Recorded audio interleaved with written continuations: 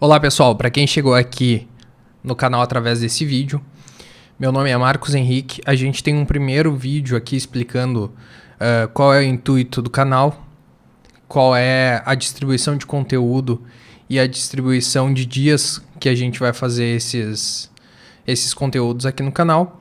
E como a gente tem a ideia de fazer conteúdos mais tutoriais na terça, eu decidi por a gente começar com orientação a objeto como um princípio básico. A orientação a objeto nasceu lá no início. Quando eu comecei a programar, a linguagem ainda era procedural e a gente tinha códigos com muitas linhas e era difícil a manutenção, era difícil conseguir mexer nesse código depois. Ficava tudo muito mesclado. Então, por isso nasceu a orientação a objeto, para que a gente tivesse um desacoplamento grande das classes e quando precisasse da manutenção a gente tivesse uma facilidade maior referente a isso. Em contraponto, hoje em dia, a gente tem linguagens funcionais, que daí são um outro conceito, mas para todas as linguagens orientadas a objeto, esse tutorial vai servir. A gente vai fazer em Java, mas nada impede que vocês repliquem para outra linguagem. E se vocês têm algum conhecido que quer saber um pouco mais sobre orientação a objeto, está no início da faculdade e ainda não viu sobre isso, a gente vai ensinar aqui de uma forma bem lúdica. Então compartilha com ele, manda esse vídeo, compartilha com os amigos da faculdade, com os grupos, pessoal do trabalho. A nossa ideia aqui é fazer de uma forma lúdica, onde a gente vai utilizar a ideia de um jogo de RPG. Então a gente vai ter a ideia de personagens, elfos, para poder explicar todos os conceitos de orientação a objeto. E para vocês que já estão aqui no canal, já estão aqui no vídeo, deixem um like, deixem o seu comentário falando se gostaram, dando sugestão, melhorias, alguma coisa que eu possa ter me equivocado, e ativem o sininho. Beleza, então pessoal, vamos começar. Antes da gente começar aqui, eu gostaria de falar duas coisas. A primeira é que eu escolhi para dar esse módulo de orientação a objeto, o BlueJ. Ela não é uma IDE de trabalho, uma IDE do dia a dia, mas ela é muito boa na questão de didática, tá? Porque ela vai apresentar de uma forma mais visual a modelagem da nossa aplicação. A segunda coisa é explicar um pouco sobre o conceito de classe e objeto, tá? Dentro da orientação a objeto, a gente vai trabalhar com esses dois. Primeiro com a classe e depois criando os objetos. Quando a gente fala de classe, a gente está falando de algo geral, de algo generalista. E quando a gente fala de objeto, a gente está falando de algo específico. Então imaginem, quando a gente estiver falando de uma classe, por exemplo, uma classe humano, a gente está falando de todos os humanos. O que todos os humanos fazem? Então eles têm nome, se alimentam, essas coisas que são gerais a todos os humanos. Quando a gente está falando de um objeto, a gente fala basicamente o que é específico. Por exemplo, quando a gente está falando de um humano, ele tem uma cor de olhos específico, uma cor de cabelo, um DNA, um tipo de sangue. Tudo isso é uma especificação do humano e não a generalização. Todos têm, mas cada um tem um específico. Beleza. A primeira coisa que a gente vai fazer é vir em Projects, New Projects e criar um projeto novo aqui. Vou colocar o nome de RPG. Uma vez criado, ele vai aqui abrir um palco para a gente e a gente já começa a trabalhar as nossas aplicações, tá? Então, para que a gente possa colocar esse conceito de classe e objeto em prática, a primeira coisa que a gente vai fazer é clicar aqui com o botão direito, New Class, e criar uma classe que a gente vai refatorar mais na frente, mas para a gente poder exemplificar como que funciona a estrutura de uma classe. Então eu criei aqui uma classe elfo, vou abrir ela, dando 2 cliques. ele já vem com uma formatação aqui específica, mostrando como que são os blocos. A gente vai limpar e vai fazer tudo do zero, tá?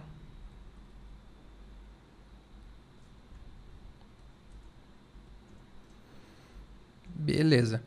Então, quando a gente trabalha com uma classe, a gente só criou ela já veio com uma estrutura básica.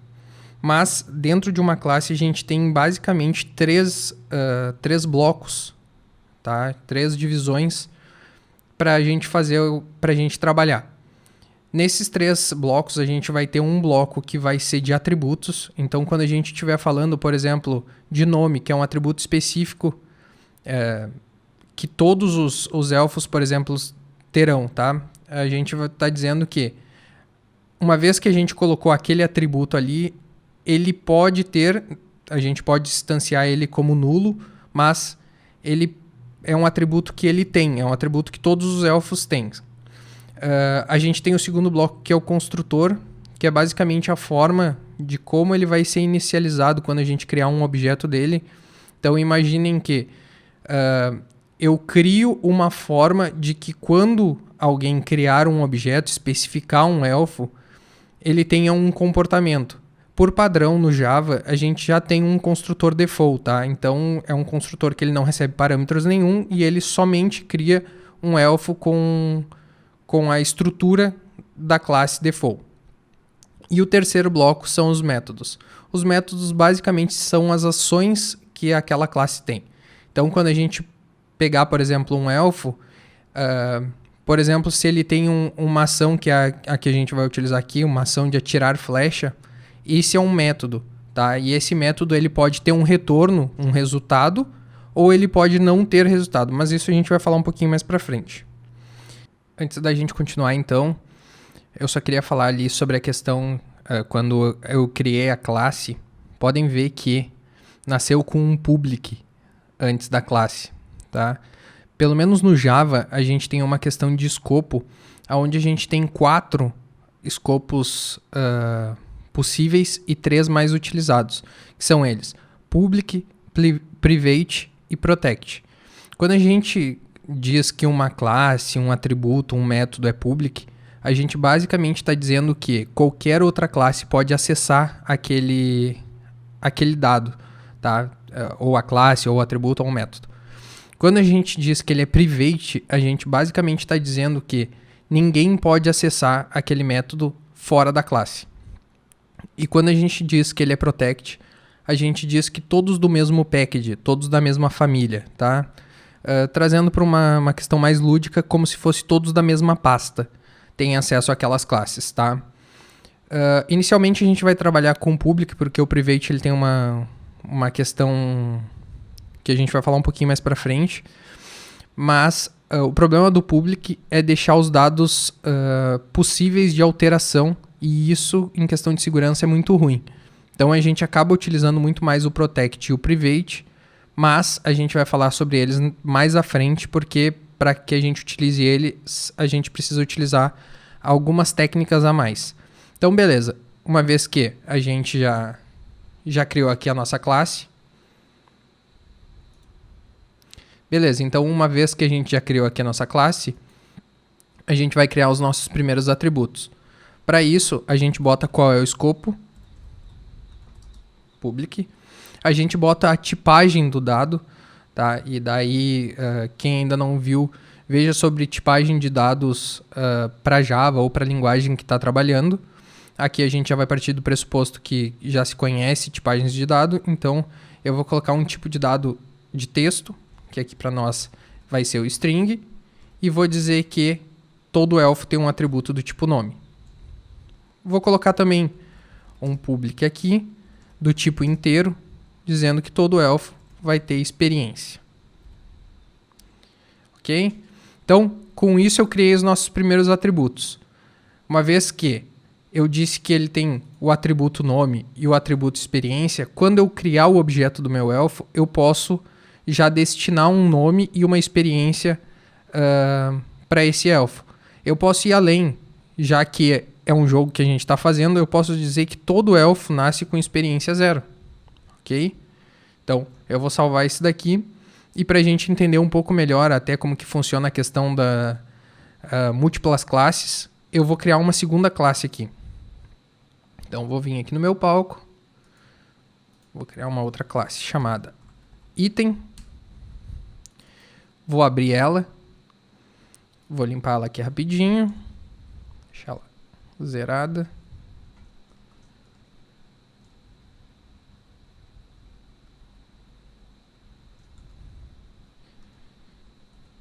Ela já nasceu como public. Eu vou colocar 2 atributos aqui para ela. Então, eu vou colocar um public string descrição e um public int, um valor inteiro de quantidade. Ok? Para que a gente tenha a possibilidade de ter quantidades específicas desse item. Ok. Uma vez que a gente já criou atributos, a gente já tinha trabalhado atributos em Elfo e em itens, eu quero criar agora um objeto do tipo item dentro do Elfo. Isso eu posso, tá? Por quê? Porque todo atributo, pelo menos no Java, ele tem por questão de herdar uma tipagem, que é uma tipagem do tipo object, que ela é a mais baixo nível do Java. Então, do mesmo jeito que eu coloquei os atributos aqui do tipo inteiro, do tipo string, eu posso também criar um método, um atributo, do tipo item, que foi a classe que a gente criou. E posso colocar um nome aqui para ele, por exemplo, flecha, e inicializar. Como que a gente inicializa um objeto, tá? A gente usa o construtor dele para inicializar. Então eu boto um new, o nome da classe,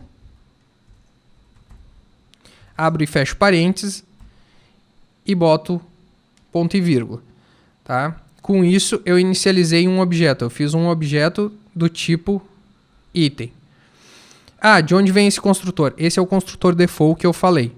Do mesmo jeito que eu fiz esse item aqui, eu vou copiar aqui e vou criar um segundo, tá? Vou até mudar o de cima aqui, vou criar um arco. Ok? Então ele está sendo criado com um construtor default que já vem no item. Mas eu quero que todo item ele seja criado já com uma quantidade específica e com uma descrição específica. Como que eu faço isso? Eu vou lá na minha classe e crio um construtor diferente. Como que eu faço a criação do construtor? Eu não preciso botar classe, não preciso botar nada disso. Eu só boto o escopo e o nome da minha classe. Abre e fecha parênteses. Tá? Então, aqui dentro, eu vou dizer que eu vou receber um parâmetro string com nome de descrição. Essa descrição aqui é só a nomenclatura que eu estou colocando para o parâmetro que vai vir. Eu poderia ter um nome que eu quisesse aqui recebendo, tá? Mas, por questão de padrão de projeto, eu utilizo os nomes descritivos, tá? Isso até é uma coisa que a gente vai falar um pouco mais para frente. A gente tem algumas coisas que a gente segue aqui por questão de clean code, por questão de solid. Então, essas são questões que tem que pautar o desenvolvimento. E uma das coisas é a tipagem a forma que a gente escreve nome, e daí mais à frente, conforme for acontecendo, eu vou mostrando outros pontos. Então, eu vou receber um inteiro, aqui quantidade, e vou dizer que a descrição daqui, para dizer que essa descrição de dentro da classe eu boto descrição, vai ser igual à descrição que eu estou recebendo no construtor. E a mesma coisa com a quantidade.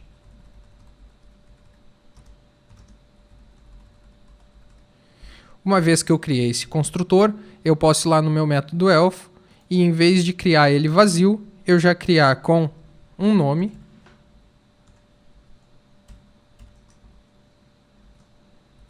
arco, e uma quantidade.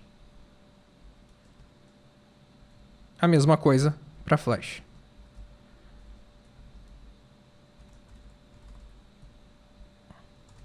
Ok?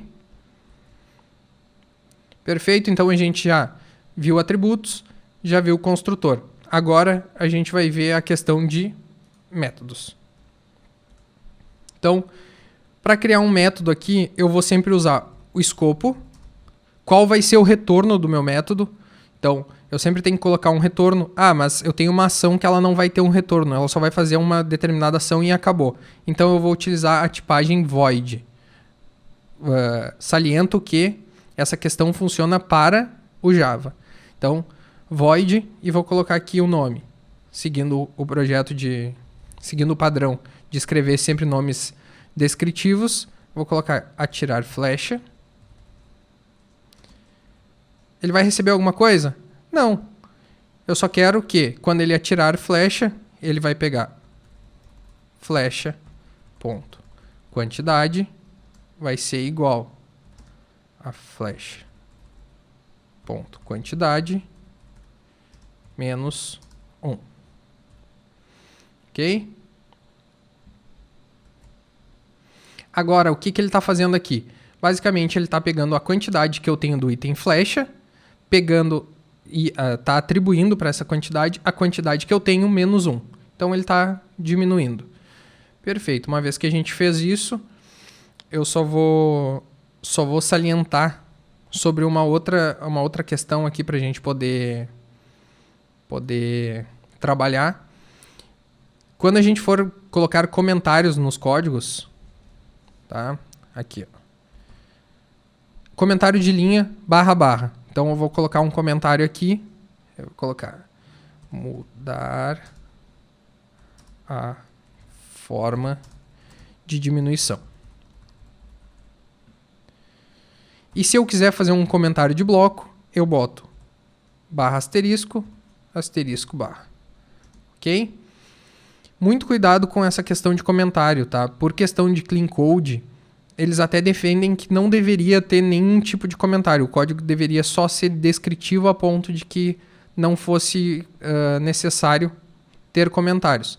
Mas eu acredito no meio termo. Acredito que a gente não precisa deixar de colocar comentário, mas também a gente não deve extrapolar o número de comentários para que o código não fique muito poluído, não fique com tantos comentários e acabe se tornando uma bagunça. Então, comentários só pontuais. Perfeito. Uma vez que a gente disse isso, tá? Aqui a gente já tem o nosso método. E para finalizar esse primeiro vídeo aqui, eu vou mudar essa questão do... Antes disso, eu quero só salientar aqui, que é uma coisa que eu vi agora. Percebam que o nome da classe ela tá com letra maiúscula no início. E o método aqui, que tem duas palavras, e os parâmetros, elas começam com letra minúscula e a segunda é com letra maiúscula. Tá? Isso é um padrão de escrita que a gente tem, onde o primeiro lá, que é o Pascal Case, ele diz que toda a palavra ela deve começar com a letra maiúscula. Quando a gente utiliza em atributos e em métodos, a gente utiliza uma ideia de camel case, onde a primeira palavra ela começa com letra minúscula e as seguintes começam com letra maiúscula. Tá? Todas as palavras seguintes. Então, esse é um padrão de projeto do Java, e daí isso daí vai de nomenclatura para nomenclatura, de linguagem para linguagem. Tem algumas que usam snake case, que é todas minúscula. Isso daí vai de uma linguagem para outra. Então, beleza. Para a gente finalizar esse vídeo aqui, eu falei para vocês que existia outro escopo. Então, eu vou fazer a mudança de escopo do nome. Eu não quero que o nome possa ser acessível para qualquer um. Eu quero que esse nome ele seja privado. Beleza, só que uma vez que eu coloquei esse nome privado, eu basicamente estou dizendo que ela não pode ser acessada de fora da classe. Mas imagina que eu tenho lá uma outra classe e ela precisa buscar esse nome ou precisa atribuir esse nome. Ele vai fazer a troca de nome do char dele. Beleza. O que a gente faz quando tem o private? Quando a gente tem um método privado, a gente não está dizendo que ele não pode ser acessível de fora. A gente está dizendo que, se ele for acessível de fora, a gente precisa utilizar ferramentas de acesso e de mudança de dados. Para isso, a gente usa os gets e sets. O nome disso é encapsulamento, que é basicamente fazer com que ele fique protegido, o conteúdo fique protegido, mas que ele tenha duas saídas. Uma saída onde tem uma exposição de dados e a outra de entrada de dados para alteração. Então, se eu quero deixar esse nome, eu quero deixar ele acessível, eu venho aqui e crio um método public. Qual é o tipo do dado que eu vou retornar? Eu vou retornar uma string, porque é o tipo do nome, e vou dizer que getNome, que é um método, vai só retornar, dar um return, tá? Que é para retornar dados, para mostrar para quem está solicitando esse método, this.nome. Okay? E se eu quero fazer um set desse nome, eu venho aqui e utilizo o public. Eu não preciso ter um retorno, eu só quero fazer a alteração e digo que vou fazer um set nome. Como eu vou fazer a alteração, eu preciso receber um parâmetro. Então eu vou dizer que vou receber um parâmetro do tipo string, nome, e vou dizer que this.nome vai ser igual o nome que ele recebeu. Ok? Então, com isso, eu consegui deixar o meu atributo privado, que ninguém consiga mudar os dados dele, o valor dele, diretamente, mas eu também deixei acessível que as pessoas possam consultar esse atributo e possam mudar o valor. Tá? Nada me impede também, eu quero que... tá entrando a LGPD agora. Eu quero que esse nome seja criptografado antes de ser colocado dentro do objeto. Beleza, eu posso, antes do nome aqui, vir criptografar o nome e daí jogar para o atributo nome. Ok? Então, a gente vai mudar, eu vou mudar aqui rapidinho, tá? O de experiência. Para a gente finalizar. Mudei todos para private. E daí aqui vai ter um exemplo do porquê que a gente faz esse encapsulamento. Por exemplo, a experiência. A gente tem que deixar ela acessível, que as pessoas possam consultar os valores, mas a gente não pode deixar que mudem o valor, porque senão, imagina, alguém vai lá e simplesmente seta uma experiência de 1 milhão. A gente tem que fazer que um método faça essa troca de experiência. Então, eu vou colocar aqui public, o tipo é int, get experiência, não vou receber valor nenhum e vou retornar this.experiência. Ok. O arco eu não preciso fazer um método. E para a flecha eu só preciso fazer um get também. Então, get flash, aonde ele vai retornar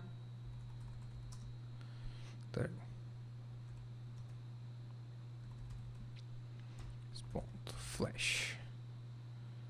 Ok? Vou fazer a mudança aqui no item. Vou passar esses dois aqui para private.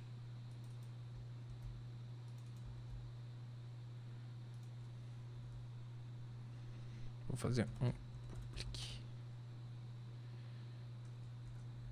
string get descrição.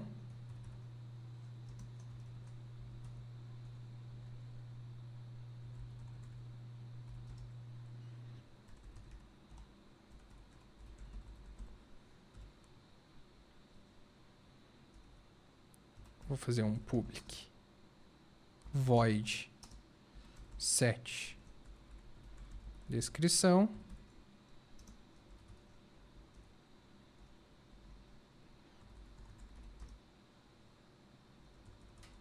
Opa. This, ponto. Descrição é igual a descrição. Para a gente finalizar aqui,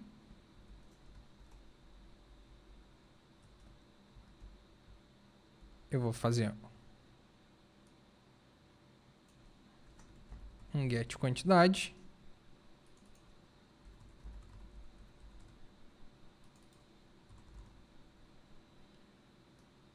E vou fazer um set quantidade.